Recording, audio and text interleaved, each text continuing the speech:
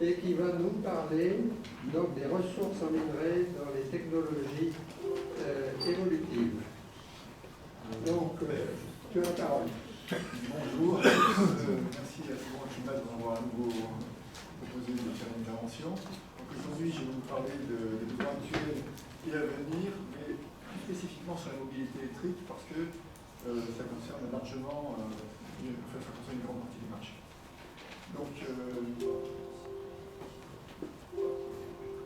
voilà, donc tout d'abord, vision avec du recul, quelles sont les grandes priorités. L'émission totale de CO2 en France, c'est 415 millions de tonnes chaque année. Là-dessus, les émissions de CO2 du transport de personnes et de marchandises, c'est 31%, un petit tiers. Il faut voir que ces émissions-là sont relativement plus élevées en France que dans le reste du monde, tout simplement parce que la part des émissions de CO2 liées à la production d'énergie est plus importante dans le reste du monde qu'en France, où on a du nucléaire qui est décarboné. Sur ces 128 millions de tonnes, sur ces 30%, donc, il y en a un peu plus de la moitié qui est liée des émissions de gaz à effet de serre qui est liée aux véhicules particuliers, 15% aux véhicules utilitaires légers, et on voit que si on décarbone ces deux secteurs déjà, on décarbone à peu près 68% du secteur du transport. Donc ça, on voit bien que c'est prioritaire. Ensuite, il y a les poids lourds qui représentent 27%, et c'est donc pas négligeable du tout. Poids lourds, c'est les poids lourds et les bus. Et puis pour le reste, et là je parle que du trafic national, parce que dans les statistiques on ne compte pas le trafic international, et ben ça fait les 5 ou 6% qui restent.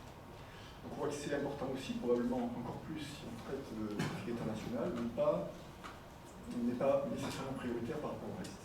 Mais on va quand même en parler en touchant un autre. Donc si on tire des conclusions de ce premier transparent, la décarbonation des activités liées au transport est critique pour respecter les accords de Paris sur le climat. Et en premier lieu, la décarbonation du transport routier constitue une priorité. Dans ce transport routier, il faut d'abord électrifier les véhicules particuliers et les véhicules utilitaires légers, et ensuite, si possible, les poids lourds.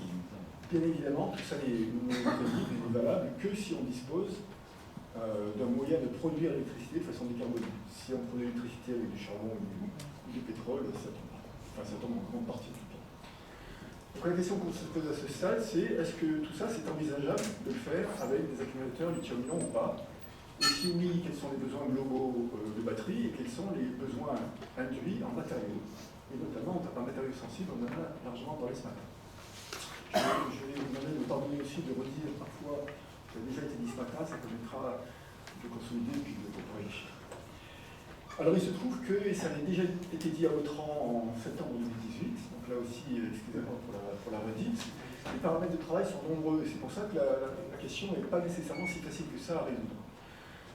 Parce que les besoins réels en batterie, et donc en matériaux qui sont nécessaires pour fabriquer les batteries, dépendent énormément de paramètres qui, à chacun d'entre eux, modifient très significativement la donnée. Alors quels sont ces paramètres? Avec... Voilà, c'est bon. Quels sont ces paramètres? D'une part, il y a la croissance réelle du marché du véhicule électrifié. Véhicule particulier, véhicule utilitaire léger. Selon qu'on aura un véhicule sur 3 vendu à partir d'aujourd'hui ou un véhicule sur 2 à partir de demain, les besoins, on voit, aussi bien en flux que en stock, seront significativement différents. Il y a le type de véhicule, qui peut être le véhicule léger, qui peut être soit tout électrique, c'est un BEV, battery electric vehicle, soit hybride rechargeable, puisque dans les deux cas, la quantité d'énergie embarquée est significativement différente, donc la batterie est plus ou moins grosse, et les matériaux utilisés sont plus ou moins importants aussi. Et par exemple, dans tout électrique, la situation varie du simple au double, selon qu'en moyenne, on a 50 kWh embarqués en moyenne par véhicule, ou 100 kWh embarqués par véhicule. Donc on voit que tous ces paramètres-là sont extrêmement sensibles. Ensuite, il y a, on vient de l'évoquer juste avant, la croissance réelle du marché du transport lourd. Et cette évolution du marché est difficilement estimable. Pourquoi? Parce qu'on peut très bien imaginer des batteries qui vont alimenter des camions, des camions tout électriques, on va en toucher un peu tout à l'heure, mais on peut aussi imaginer d'autres solutions du type transport d'électricité par caténaire et les camions qui viennent comme sur la photo. Je pense que c'est ça, si j'arrive, oui. Voilà, comme sur cet exemple-là, où il y a des démonstrations en ce moment qui montrent qu'il n'est pas complètement idiot d'imaginer qu'on savoir des autoroutes, sur les axes principaux et des camions qui vont s'alimenter par caténaire avec des batteries beaucoup plus petites. Il y a d'autres solutions qui sont explorées, avec en Chine par exemple une batterie swapping, des camions qui déchargent et rechargent des batteries, qui changent de batterie en cours de route. Il y a aussi la croissance réelle de marché qu'on n'a pas initialement pressentie, en tout cas pas jusque-là, on va en dire un mot tout à l'heure. Il y a aussi l'inexistence probable ou le déclin avéré de marché qui était initialement pressenti et qui, on va le voir, ne sont peut-être pas aussi importants que ça. Il y a la chimie qui est utilisée pour les matériaux, on en a parlé ce matin. Est-ce que ça va être une chimie nickel, manganèse, cobalt ou une chimie lithium phosphate de fer ou une autre? Il y a des facteurs géopolitiques qui sont susceptibles, entre autres, de réduire la disponibilité des matériaux. Il y a les politiques publiques en général. Et donc, on voit bien que c'est difficile, c'est compliqué. On peut se tromper facilement en facteur 2 sur les quantités de batteries nécessaires et donc sur la quantité de matériaux nécessaires. Et quand je dis un facteur 2, c'est même peut-être plus que ça. Donc l'important, c'est d'identifier avec vous les lignes directrices générales et puis les tendances lourdes qui vont avec. Alors, donc la première question à laquelle il faut répondre, ou essayer de répondre, c'est quel marché? Donc on va faire un petit retour en arrière à Autran en septembre 2018 pour essayer de voir si ce qu'on avait dit à l'époque, c'était du faux ou pas. Et parce que je me suis amusé à revoir cette présentation en me disant est-ce qu'on a vraiment dit de bêtises ou est-ce qu'on est tombé juste? Et à ce moment-là, si vous vous souvenez, on avait évoqué, c'était un des transparents, la construction, l'achèvement de la construction de la première Gigafactory. L'achèvement a eu lieu en décembre 2018, elle a commencé à produire en décembre 2018 et au 30 c'était septembre 2018, c'était 3 mois plus tôt.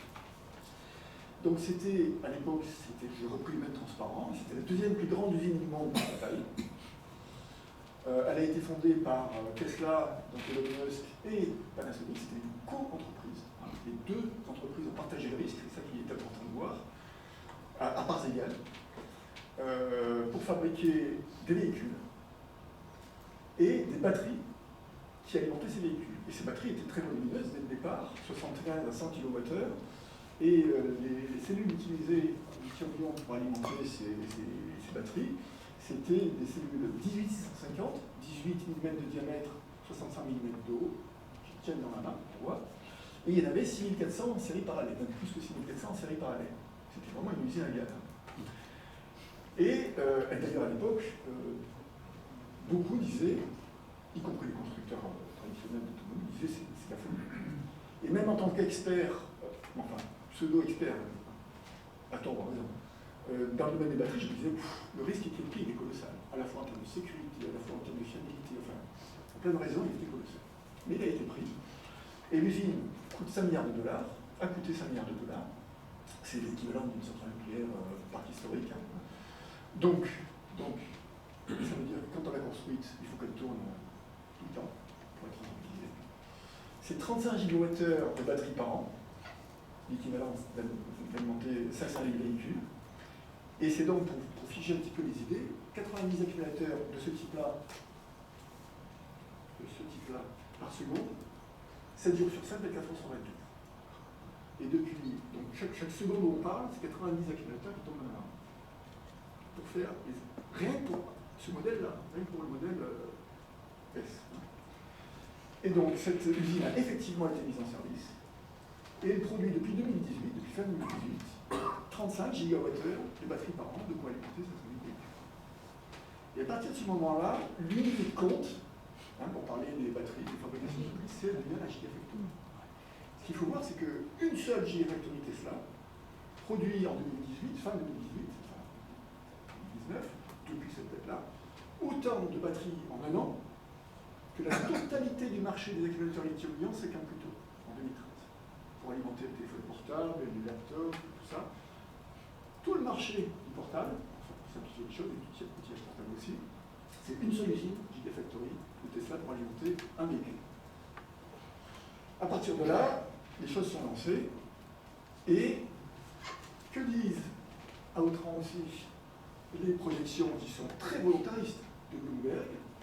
Eh bien, elles figurent sur cette tableau-là, avec en axis le temps en ordonnée les gigawattheures, à droite, sur l'ordonnée de droite, les gigawattheures de batteries produites par an, et on voit que la courbe est exponentielle, avec une croissance très très forte jusqu'à 1600 TWh prévu en 2030.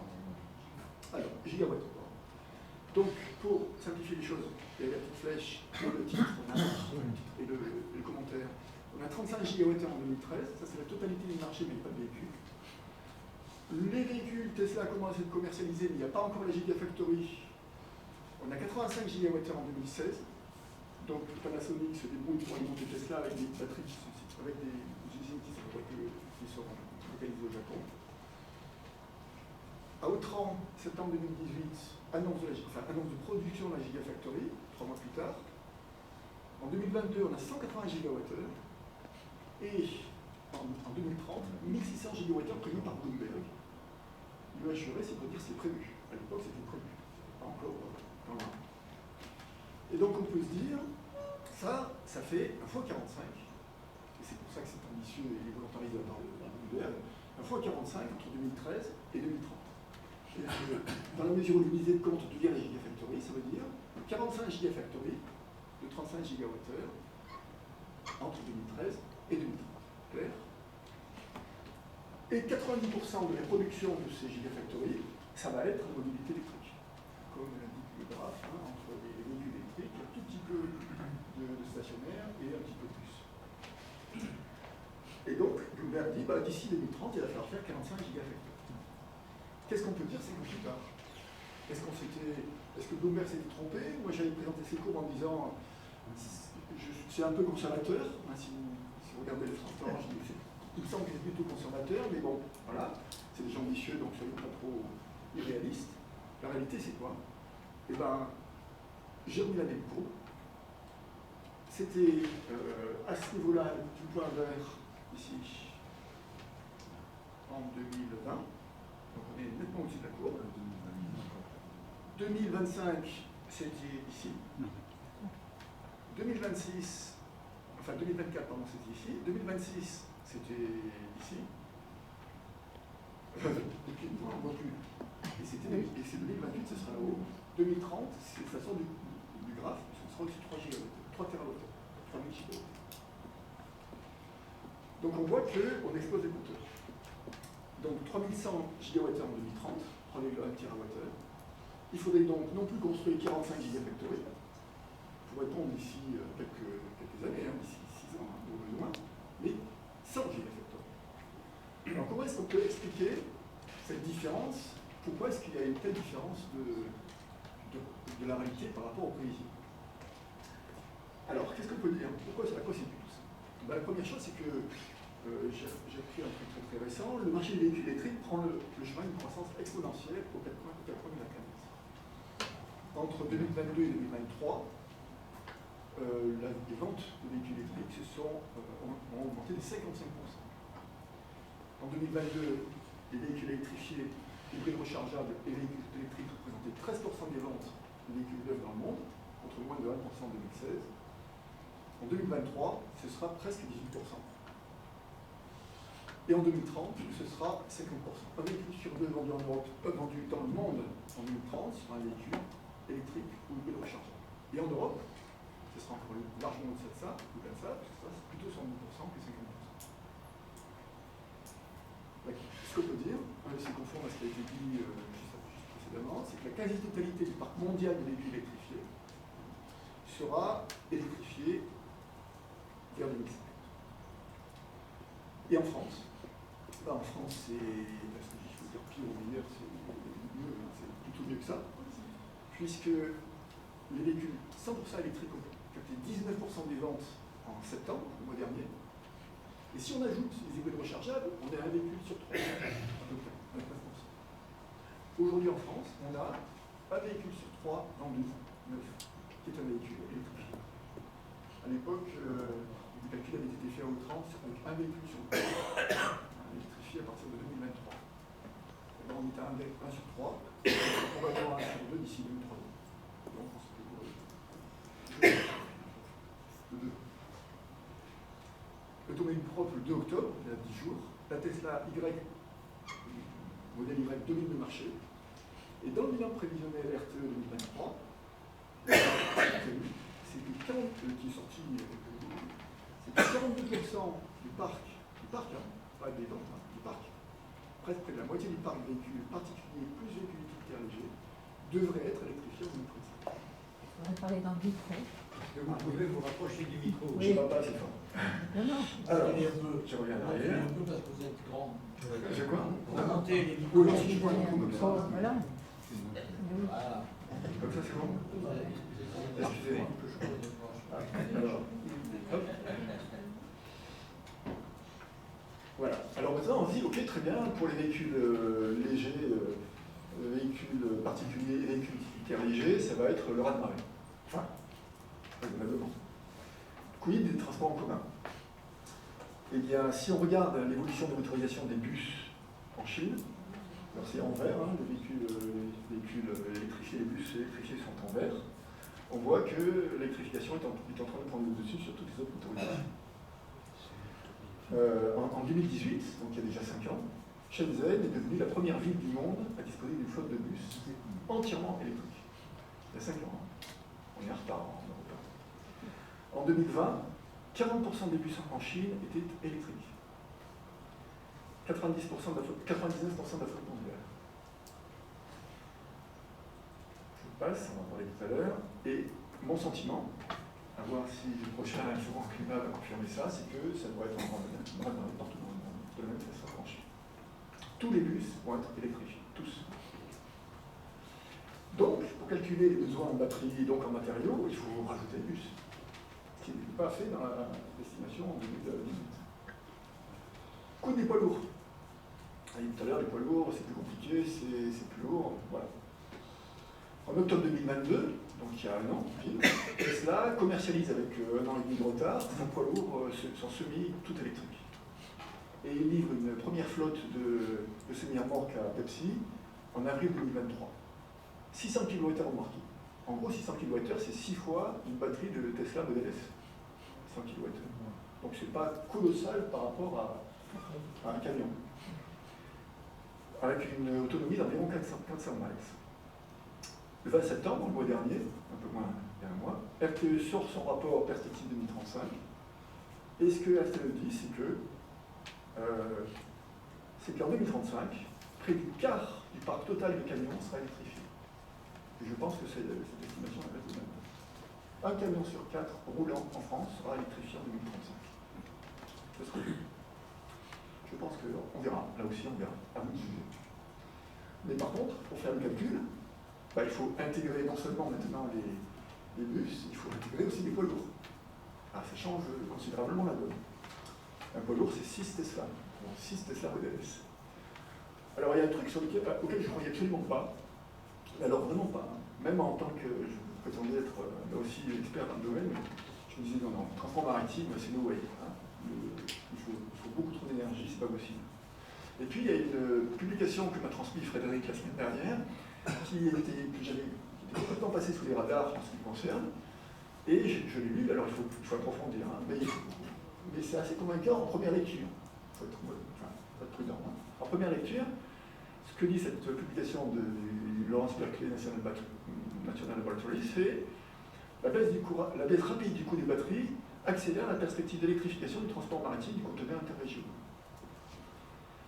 Voilà, je passe. Nous montrons qu'avec des batteries à 100 $ le kilowattheure, on y est à peu près, l'électrification des routes commerciales de moins de 1500 km est économique, avec un impact minimal sur la capacité du transport des navires. Je continue. Alors, il faut une batterie de 5 gigawattheures pour ça. Énorme. Et malgré ça, ça n'impacte pas la capacité de transport du navire. Nous décrivons une voie qui permettrait, d'ici la fin de la décennie, d'ici 2030, d'électrifier avec des batteries plus de 40% du trafic mondial des porte-conteneurs. 40%. Donc, pour calculer le besoin en batterie et en matériaux, il va peut-être aussi falloir rajouter les navires, au moins une partie des navires. Et ça prend des proportions, on voit, démesurées. Sachant qu'une gigafactory, c'est 35 gigawattheures par an, vous vous souvenez. S'il y a 5 gigawattheures dans un bateau, ça veut dire chaque fois qu'on fait une gigafactory, elle fait que 5 batteries pour 7 navires par an. C'est en fait un peu plus. Donc, au bilan, il faut faire le bilan. La réalité, qui est probablement encore aujourd'hui sous-estimée par rapport à ce qui va se passer, fait voler en éclats toutes les prévisions initiales. Et tout le monde aujourd'hui s'accorde à dire que la demande globale que j'avais rappelée sur le graphe tout à l'heure en 2030 sera supérieure à 3100 gigawattheures, c'est-à-dire 100 fois la production de 2013. 35 gigawattheures en 2013, 3 terawattheures en 2030, ça veut dire qu'il faut 100 gigafactories pour faire ça, dans un délai de 7 ans. Voilà.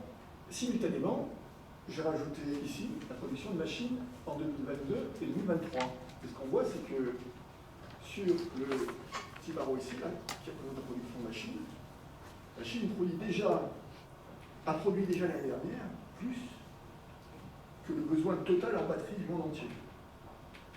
Et si on se cale sur ce qui est en train de se produire en Chine ces années, on est là.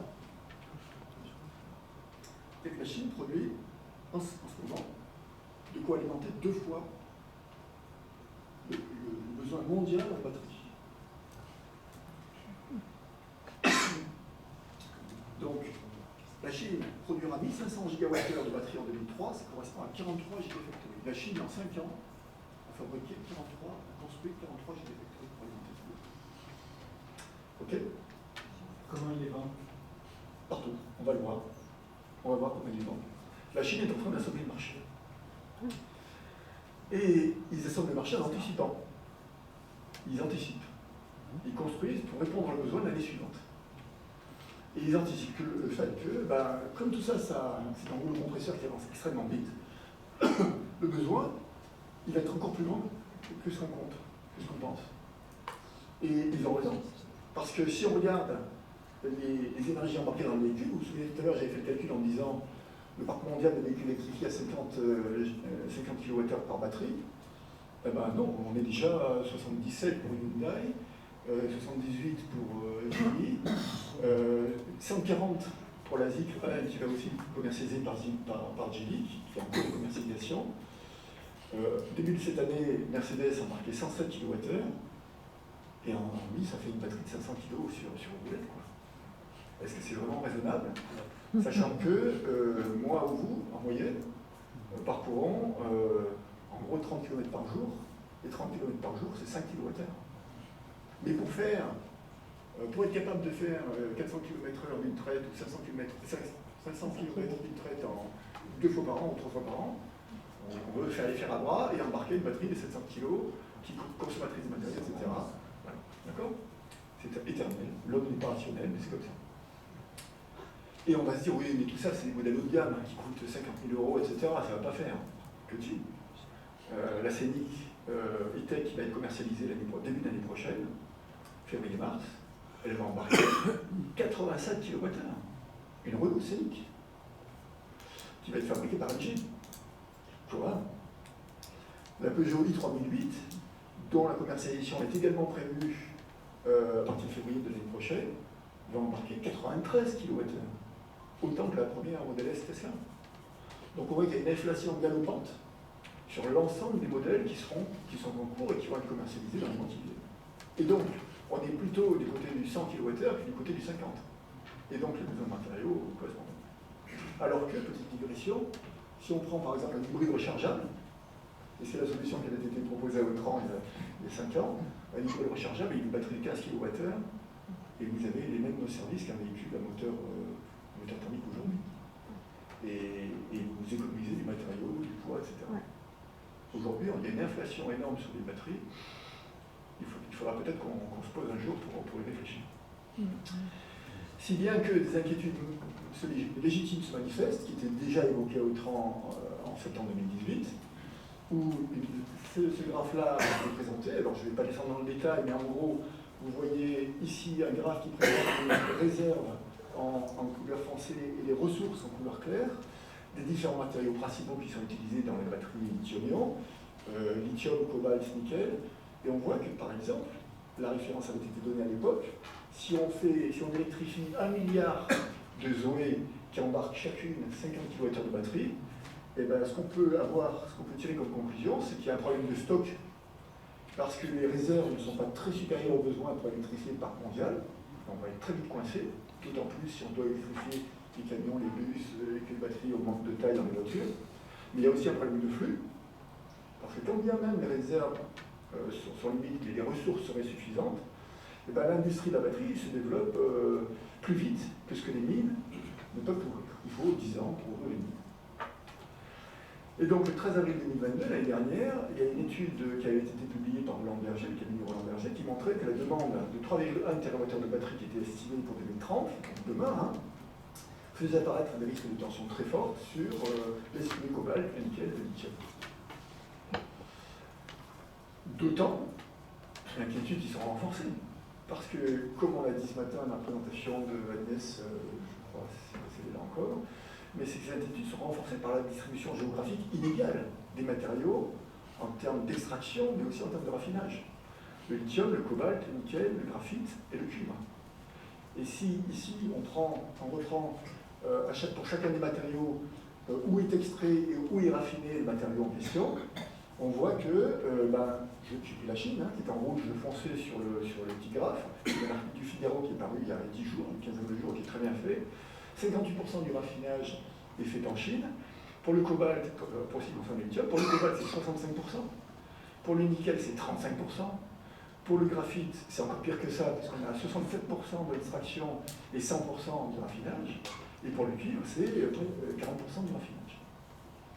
Donc la Chine détient aujourd'hui, en 2022, le monopole de la transformation et voire de l'extraction de nombreux matériaux. Et donc, elle contrôle en partie les coûts de production et les prix nécessaires pour les matériaux, nécessaires pour le véhicule électrique. Alors que les besoins en 2040 croissent, c'est à la fois un risque et une chance. C'est une chance parce que sur un marché en évolution très rapide, il y a des places à prendre. C'est un risque parce qu'on ne fera pas plus de matériaux sur la surface de la Terre. On prévoit, ça a été dit ce matin, x8 sur le lithium, x2,5 sur le cobalt, x9 sur le nickel, x6,5 sur le graphite, 35% en plus sur le cuivre. Ce qui est énorme. La conclusion de l'article, c'était il serait temps qu'on se réveille. Il est indispensable de reconstruire des capacités sur l'ensemble de la chaîne de production, depuis l'extraction, mais aussi la transformation et le recyclage. Alors, à ce stade-là, on pourrait dire, il n'y a plus rien à faire, on va se dormir parce que c'est l'impasse, il n'y a plus rien à faire. Et on est mort, et la Chine va dominer le marché, et puis c'est perdu. Et bien la réponse, c'est pas nécessairement. Alors déjà, il y a moyen de relâcher les contraintes. Alors déjà, la filière LFP. On a évoqué ce matin la filière LFP. C'est quoi la filière LFP? C'est, comme matériau actif de cathode, on utilise du phosphate de fer, lithium, du phosphate de fer lithium, exactement, comme matériau actif d'électrode positive. Cette filière avait été délaissée jusqu'en 2018 parce que les performances qu'elle offrait étaient de l'ordre de 110 Wh par kilo. Et comme il y avait la course à la densité d'énergie pour pouvoir faire des batteries pas trop lourdes pour embarquer dans les véhicules, on avait dit dans le NMC il fait 240 Wh par kilo, le LFP ça ne passera pas. Et donc ça a été mis de côté pendant 8 ans alors qu'on avait travaillé dessus pendant pas mal de temps. Alors il se trouve que BYD et CATL, qui sont deux constructeurs chinois de batteries, ont retravaillé la filière, essentiellement non pas du côté matériau mais du côté pack complet, et qui sont parvenus à la lisser de 110 Wh par kilo et 160 Wh par kilo. Alors c'est encore moins que 240, j'en conviens, mais 160 ça suffit pour alimenter des véhicules. Et donc il la commercialise rapidement, et là j'ai rajouté sur le graphe que je vous ai présenté tout à l'heure la barre du LFP ici. Et on voit que là, on soulage très nettement, c'est une échelle log, c'est une échelle log. On soulage très nettement la contrainte sur les matériaux. Et surtout, on multiplie les filières possibles qui vont permettre, lorsqu'une filière se développe, de relâcher les contraintes sur l'autre. Donc ça, c'est la première chose. Alors, cet événement-là, qui a été développé par les Chinois en 4 ans, quoi. Ils ont réussi à faire des gigafactories de LFP en 4 ans. On permet à Tesla de faire feu de tout bois. Vous vous souvenez tout à l'heure, je vous ai dit que Tesla avait développé une première filière avec Panasonic, la filière historique, comme pour le nucléaire, à 240 Wh par kilo, qui était la filière nickel, cobalt, aluminium, et fabriqué avec Panasonic des cellules d'abord 1850, 18 mm de diamètre, 65 mm de haut, mais ils sont passés entre-temps à 21700, c'est-à-dire 21